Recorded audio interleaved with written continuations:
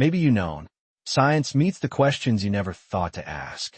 Somewhere in a rainforest north of Melbourne, a hiker stops dead on a trail.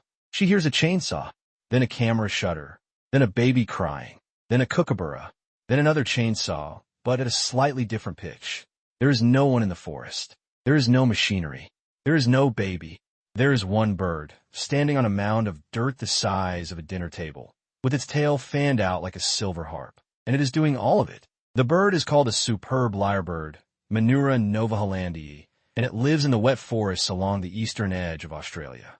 Picture a glossy brown chicken stretched out to nearly a meter long, with two extravagant outer tail feathers that curve like the arms of an ancient Greek instrument. That instrument, the lyre, gave the bird its name when English naturalist John Latham described the first specimen sent to London in 1798. He thought the feathers looked like the harp of Apollo. He had no idea the bird could also play one.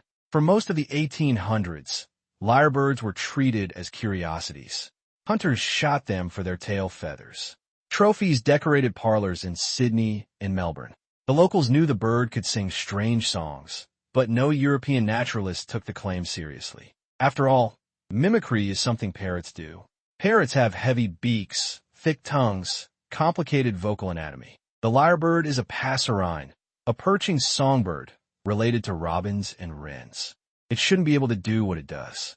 And then, in the 1930s, a farmer near a town called Dorigo decided to teach one a tune on his flute. His name was Mr. Coward. The story goes that he kept a young female lyrebird in a backyard aviary in the New England tablelands of New South Wales, and he played her two popular songs of the era.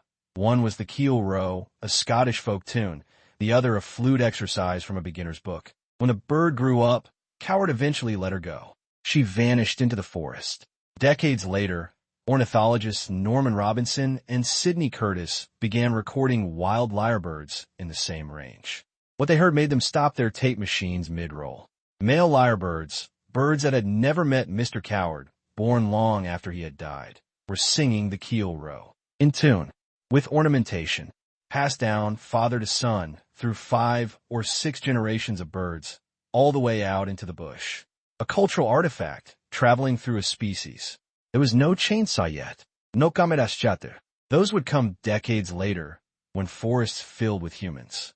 But already, by the 1960s, biologists understood this bird wasn't just imitating sounds. It was remembering them, refining them, and teaching them, like a song no one wrote down. To understand how, you have to look inside the lyrebird's throat. Birds don't have vocal cords the way humans do. They have a structure called a syrinx, a Y-shaped instrument tucked where the windpipe splits toward the lungs. In most songbirds, sparrows, finches, canaries, the syrinx is controlled by 4 pairs of tiny muscles. Each pair fine-tunes pitch and volume on one side of the Y.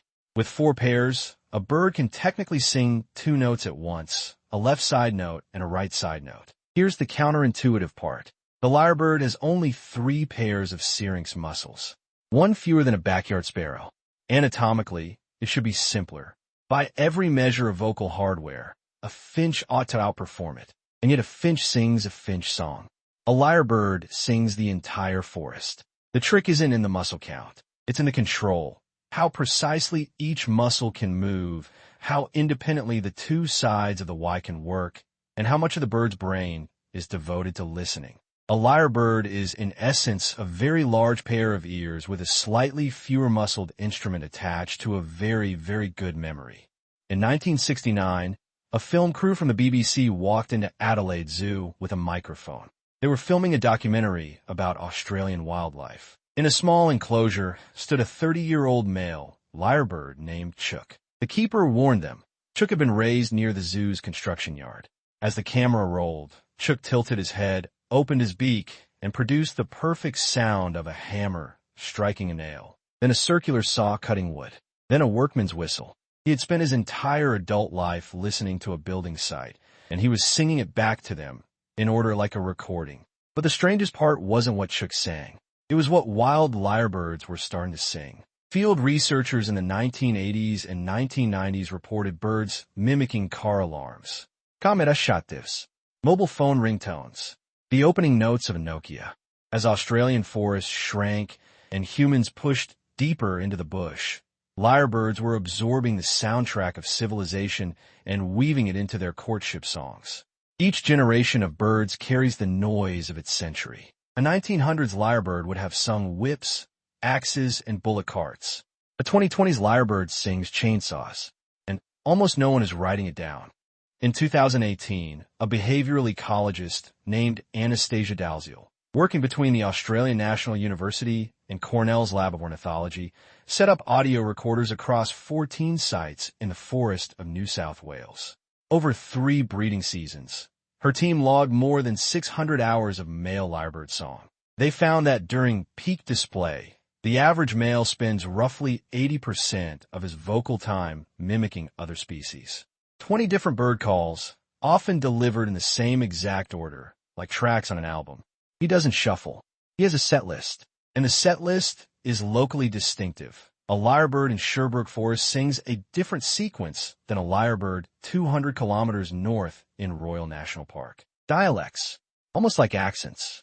Dalziel also clocked how long the displays last. The longest continuous mimicry sequence she recorded was 43 minutes.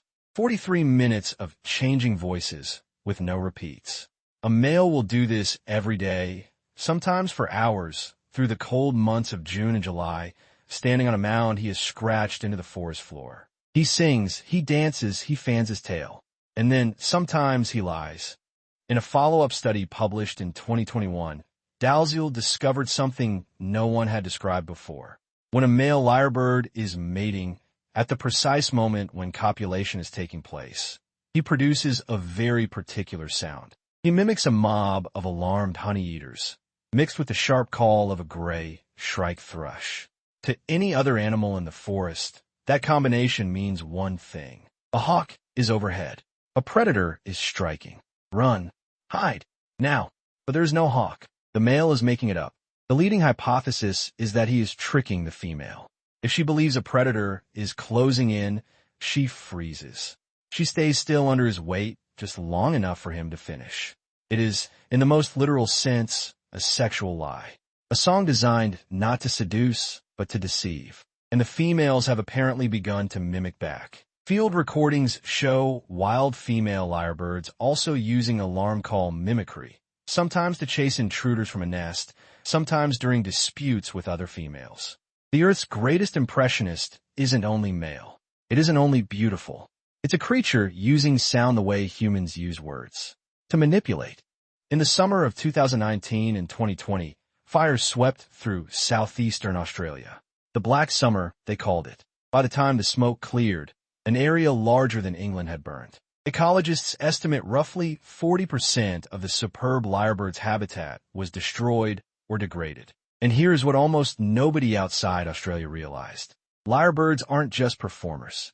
They are the engine of the forest floor.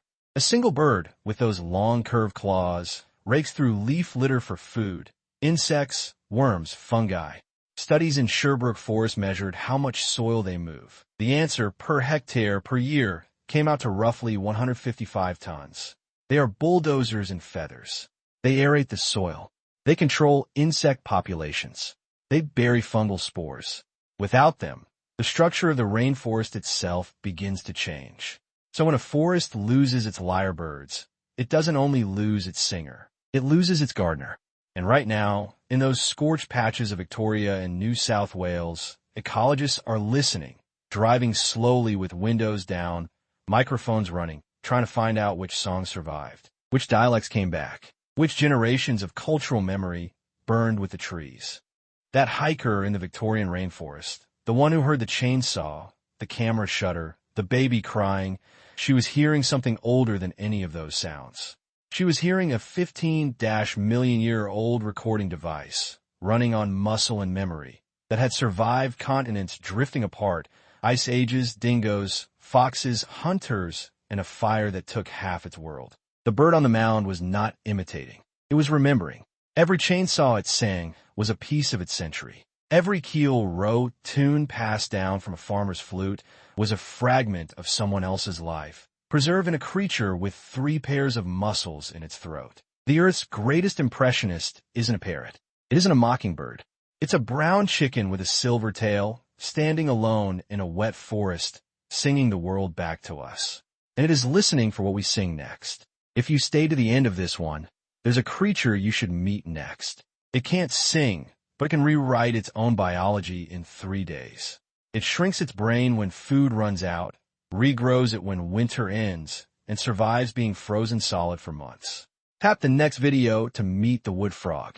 Subscribe, hit the bell, and we'll keep finding the strange ones. Thanks for watching. If this sparked a question, drop it in the comments. It might be our next video. We'll see you next time.